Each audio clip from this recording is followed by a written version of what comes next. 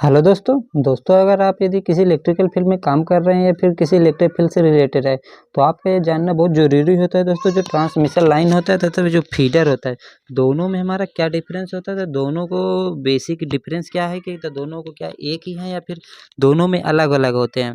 सबसे पहले बात करें दोस्तों, जो हमारे ट्रांसमिशन लाइन और फीडर के बारे में डिटेल से देखेंगे। यदि आप चैनल पर नए हो तो चैनल को सब्सक्राइब कर लीजिए।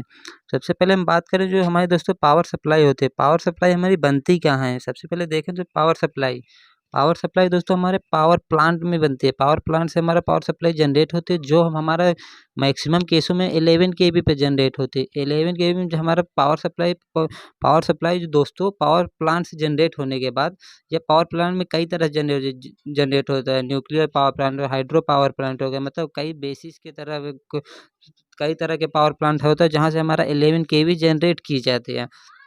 उसके बाद दोस्तों हम जब 11 केवी रहते हैं, 11 केवी के हम जानते हैं कि कहीं दूर दूर में रहता है, उसको भेजने के लिए हमें वोल्टेज को हाई करना पड़ता है, क्योंकि हमारा जानते हैं अगर ट्रांसमिशन लाइन अगर किसी वोल्टेज को सेंड कर रहे हैं तो उसमें हमें लॉसेस भी होता है, कई तरह के लॉसेस होता है। इसके लिए हम दोस्तों हमारा जो लेंथ ज़्यादा रहती है तो उसके उसके पास हमारा एक सब स्टेशन बनाया जाता है।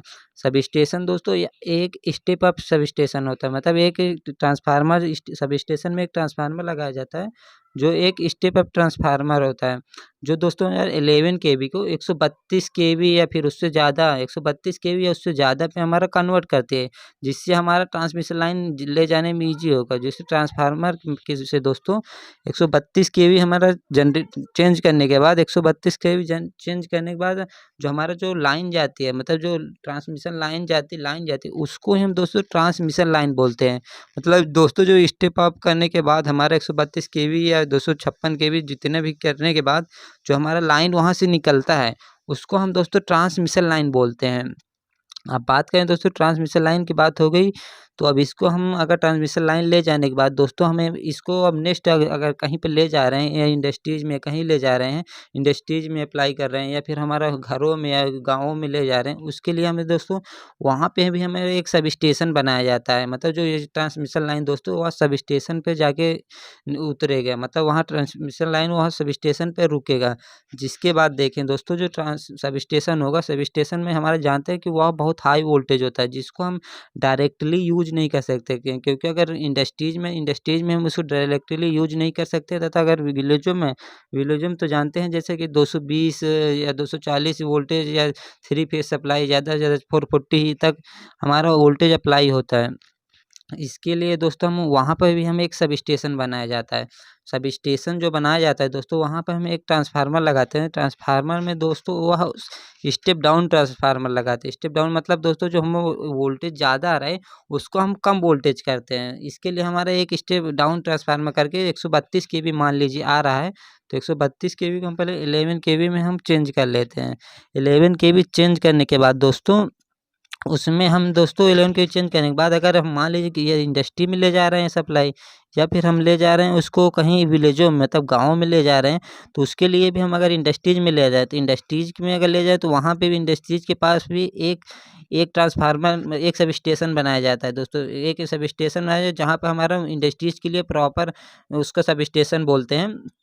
तो वहाँ प तक जो सप्लाई जाते हैं, मतलब जो लाइन वहाँ तक जाती है, मतलब 11 केवी करने के बाद सबस्टेशन 132 को 11 केवी करने के बाद जो हमारा सप्लाई जा रहा है वो ट्रांसफार्मर के पास, मतलब इंडस्ट्रीज़ के ट्रांसफार्मर या फिर हमारा सेकंड हो विलेज के ट्रांसफार्मर जिसे हम डिस्ट्रीब्यूशन ट्रांसफार्मर बोलते हैं। वहाँ तक जो हमारा लाइन जा रही है उसको दोस्तों हम फीडर बोलते हैं। उसको हमारा फीडर बोला जाता है, जो 11 केवी होने के बाद दोस्तों इंडस्ट्रीज़ के लिए या फिर डिस्ट्रीब्यूशन के लिए हमारा सप्लाई जाता है, उसको हम फीडर बोलते हैं। जैसे कि जानते हैं अगर मान लीजिए विलेज के लिए जा रहा है, तो विलेज के लिए अगर जा रहा है तो उसको हम 11 केवी तो यूज़ करेंगे नहीं, इसके लिए हम डिस्ट्रीब्यूशन एक ट्रांसफार्मर लगाते हैं। मतलब वहाँ 11 केवी को डिस्ट्रीब्यूशन ट्रांसफार्मर तक ले जाते हैं जिसे फीडर बोलते हैं। तो डिस्ट्रीब्यूशन ट्रांसफार्मर के दोस्तों यह एक और स्टेप डाउन होता है, क्योंकि विलेजों में देखें तो 11 केवी का यूज़ नहीं होता, उसको हम दोस्तों 440 में कन्वर्ट करके हम गाँव में डिस्ट्रीब्यूट करते हैं, मतलब गाँव में डिस्ट्रीब्यूट करते हैं। तथा अगर इंडस्ट्री है तो इंडस्ट्रीज़ में भी अगर 11 केवी की ज़रूरत है या फिर लोन को इनकम करने है तो वहाँ पे हम अपने हिसाब से ट्रांसफार्मर को यूज़ करते हैं।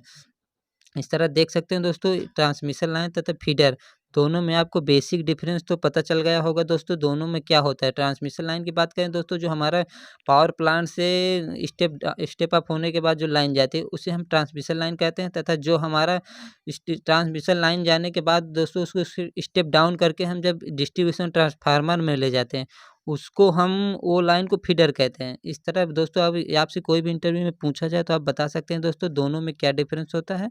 अगर वीडियो आपको पसंद आया दोस्तों तो चैनल को सब्सक्राइब कर लीजिए। Thank you.